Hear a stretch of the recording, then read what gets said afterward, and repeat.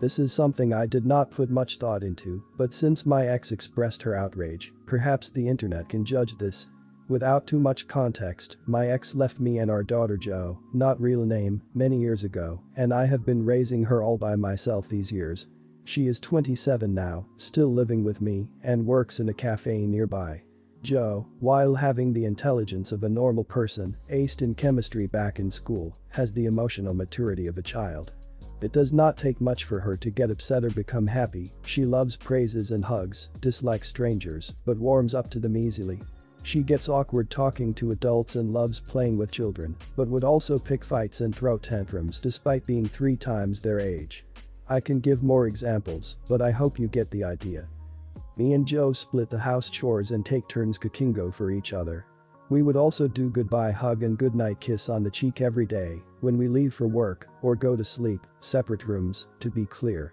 I would praise Jo if she has done her part of the chores properly as she likes praises, and also buy her snacks from time to time. I have not defined another partner after my ex because Jo would certainly be upset, and I have gotten used to staying this way. Jo has been single too, as far as I know, and has shown no intention of moving out, which I am fine with it. There have only ever been 2 of us in the house after ex moved. My ex, whose private life is not mine to share, paid us a visit some time ago, a long time and many years, for an update on Jo. She was absolutely disgusted of our lifestyle. She said we were living like a couple, which is not supposed to be. We are father and daughter, for Christ's sake. She demanded that we seek therapy and have Jo move out so that she can be independent and have her own life. Jo, in turn, screamed at her birth mother and kicked her out of the house. I have nothing on my conscience as we never ever did anything questionable or vile. Therapy? We are both happy adults enjoying our lives. Has Jo moved out? If she wants, I won't stop her, but if she's happy here, then she can stay as long as she likes. I do think I am not an idiot who ruined my daughter's life with this unhealthy relationship, but I shall leave you to judge. Am I the idiot? You're the idiot. Your responses to therapy are really alarming. Therapy isn't just for broken people. It's for everyone, and it's not a bad thing to see a therapist. It shows you're taking responsibility for yourself. And even if it's only for people who have something wrong with them, as you said, I'm sorry, but your daughter still qualifies. A 27-year with the emotional maturity of a child is not normal. And most likely it's preventing her from making meaningful relationships. Although I'm worried with your attitude towards all of this, even if she managed to get herself to a therapist, you would tell her it's for bad people and continue to tear down any progress she makes. Not the idiot. When I read this post, I thought that you sounded like a wonderful mother, and when I realized you were the father, that didn't change anything. I would, however, encourage you to take her to a psychologist and get a proper diagnosis. If she gets a diagnosis, that opens a lot of doors for different kinds of help for your daughter. I attend a special center for people with mental and physical disabilities, and you act like a lot of the parents, very doting and caring. She could take classes and attend programs and activities. If she were to be diagnosed, she would have many options and would be able to meet new friends. You're the idiot. Having the emotional maturity of a child as an adult isn't kosher. Either there's something up with Jo developmentally that you should have addressed a long time ago, so you are the idiot, or she's a normal adult being allowed to act the way she acts, which is going to blow up in her face as soon as you aren't around as a fallback. The point of a parent is to set your kid up to live without you. You haven't given Jo the tools to do that, nor does it seem like you intend to. I, 21, am temporarily staying with my mom, stepdad, and siblings. There's my full brother, 16, my half-brother, 18 months, my step-brother, 19, and step-sister, 17. None of us have ever gotten on with our steps, and I'm only staying with them now because I couldn't stay with my flatmate, a nurse, my dad, high risk, or my boyfriend, roommate problem. Mom lost her job due to current events, and stepdad has been furloughed, so they asked me and my stepbrother to pay them rent to help cover expenses. They own the house, so this is bills and food, and we agreed to each pay £400 a month. All my siblings are here full-time as my step-siblings' biomom is high risk.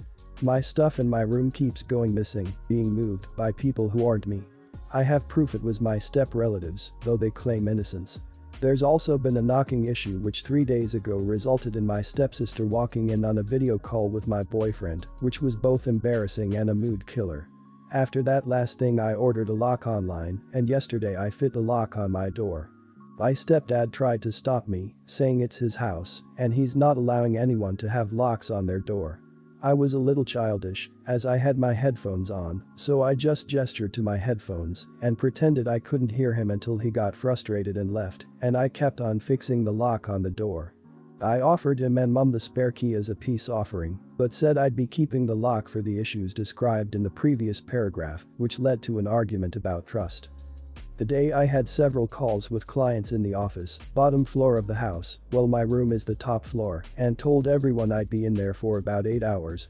I came out of the office at the end of my workday, went up to my room to get changed, and my door is fully gone. I asked what the hell happened, and my stepdad said the door was in his and Mum's room, and the hinges were in the wheelie bin, and that'll teach me to disrespect him. I can't get the hinges out of the bin, and I can't get the door back upstairs on my own. Due to the layout of my room, there is no longer any privacy unless I do everything, including getting changed, under the bed covers. I am writing this from the office. I will be sleeping on the sofa in here tonight because at least the office has a door. I have not paid rent for June yet. I complained to my boyfriend about the situation and he said to just come to his tomorrow and he'd sort out the roommate. I've packed my stuff up and put it all in my car with the intention of leaving this morning and calling after I've arrived to tell people where I am. My brother caught me moving stuff and I had to tell him. He then called me an arsehole because I wouldn't be helping out for June or giving them time to sort themselves out, and this is my only hesitation as I do feel bad about this part. Would I be the idiot for leaving, not paying rent? Not the idiot. At this point, your stepfather is your landlord and he doesn't get a full day in the happenings inside his house. You're paying for a room and you decided to put a lock on the door to that room. Technically, I believe that is illegal and a breach of privacy, though I'd check with the local laws. Honestly, if I were you, I think I would have already left without paying rent. If anything happens, call the police, tell them you want to get your things out of the house and would feel safer with their presence. Not the idiot. If he wants to sue you for June rent, then he has to admit that you are a legal tenant and he took your door, which wouldn't be legally kosher. At the most, you will have to offer up a 30-day notice, demand a prorated rent for June, if that happens in small claims. They will have part of this month, and most of the month of June, to make themselves whole, by finding a new tenant. It doesn't matter if they won't, because they won't be able to find a non-family member who will tolerate not having a door. Not the idiot. A little surprised no one here is commenting on the love undertones here. You have someone walk in on a private moment between you and your boyfriend and a couple days later you're not allowed to even have the privacy to change clothes without everyone seeing you naked.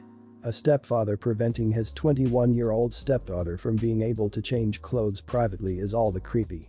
Plus everything the other posters said, you're paying rent, this wouldn't even be right to do to a 10-year-old, etc. OP, get out as soon as possible. I, 36, went through an incredibly hard time losing my baby while I was 5 months pregnant with him. This has affected me both physically and emotionally.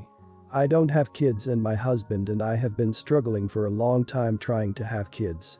My sister has been supportive of me, she's 7 years younger than me and has been married to her husband for 2 years now. She visited me several times to see how I was doing. Her husband, however, seems to have an issue with me personally.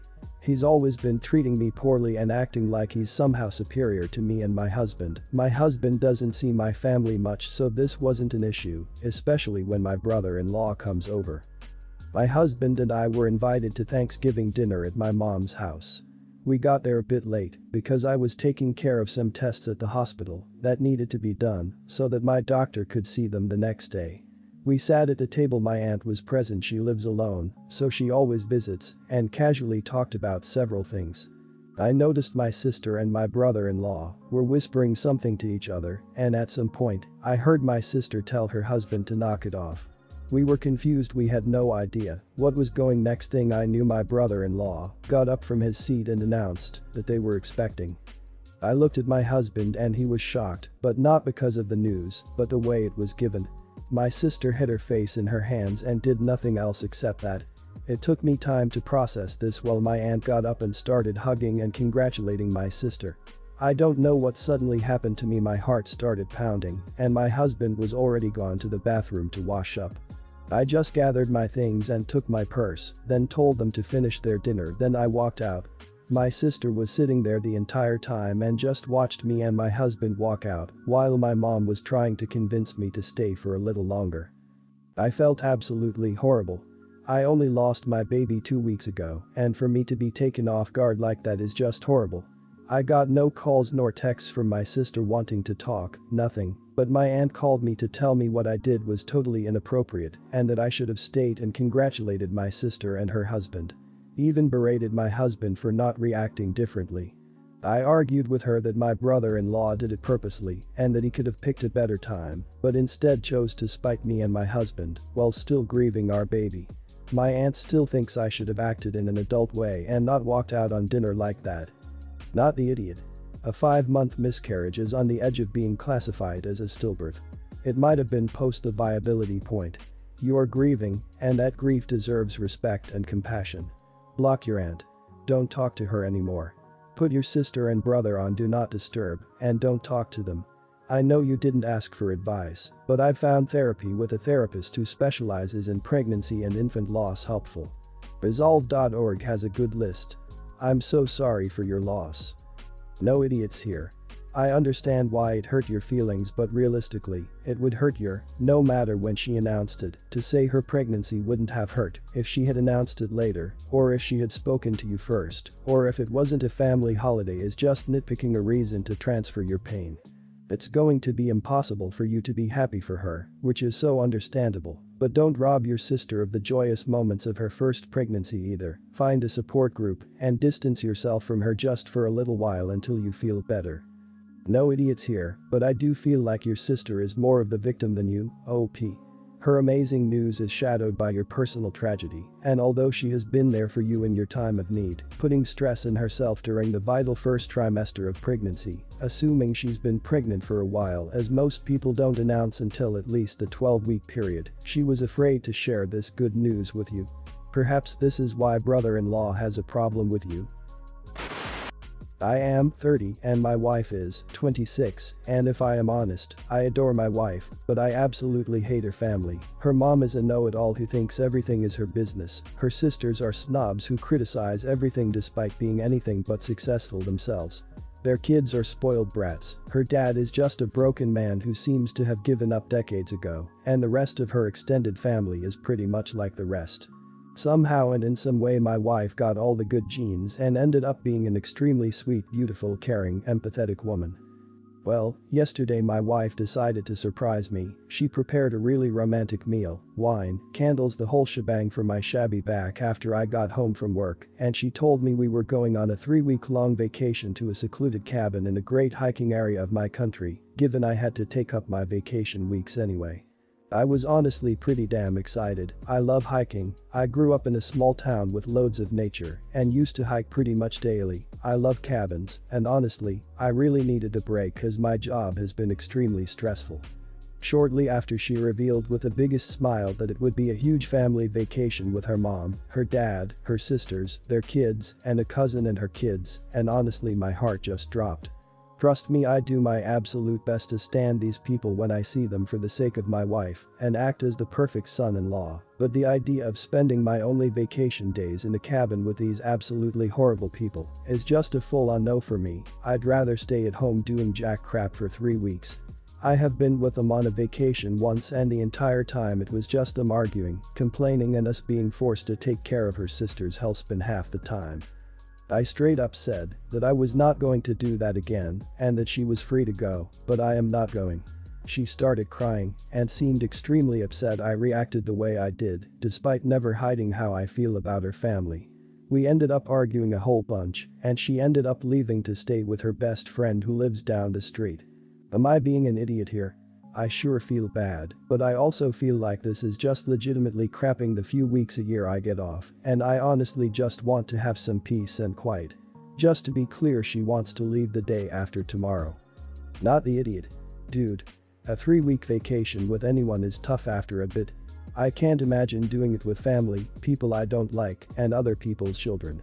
That's nightmare type crap. You know what's happening here, right? Basically, knowing that you would hate this idea, your wife is attempting to manipulate you into saying yes with all the theatrics. Like, she's trying extremely hard to manipulate you. Something tells me this is not an isolated incident. I don't know, man, couples therapy wouldn't be a bad idea. Not the idiot. From the way you tell it, it sounds like she knew you wouldn't be happy. The meal, the good news, and then bring up the bad news. She should have discussed this with you as a partner, not tried to trick you. Maybe suggested 1 week with them and then 2 weeks just the two of you somewhere else as a compromise. How well does she get on with her family? Maybe she thought she is obliged to attend and wanted you to be there to make it bearable for her.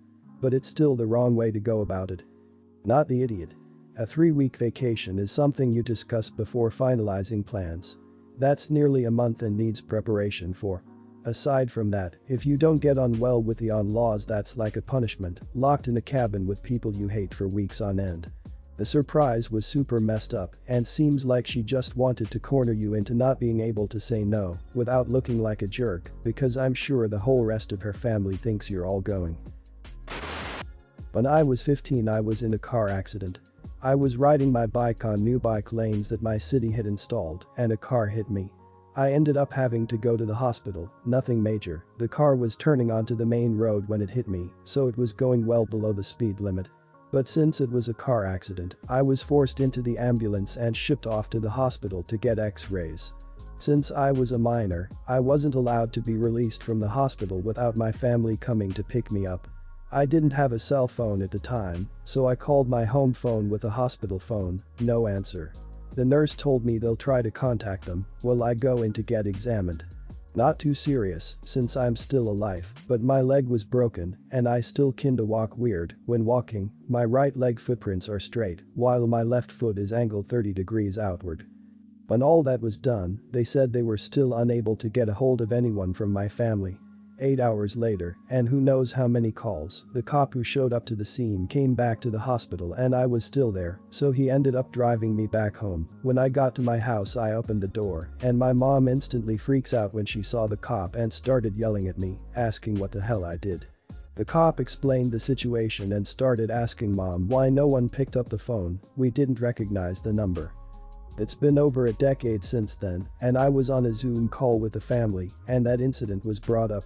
Wasn't even me who brought it up, and I simply said haha, that's why I never used any of you as an emergency contact. Well, they blew up. Mom started crying, since I guess she still felt guilty about it, and hung up. My siblings started saying things like, Jesus, that was over a decade ago, you need to let it go, apologize to mom. She didn't know. She would have come to pick you up if she had known. Even the friends I was with told me they went knocking on my door to tell fam what happened, and my mom opened the door, and before they were even able to say anything, my mom says, my name isn't here right now, and closed the door.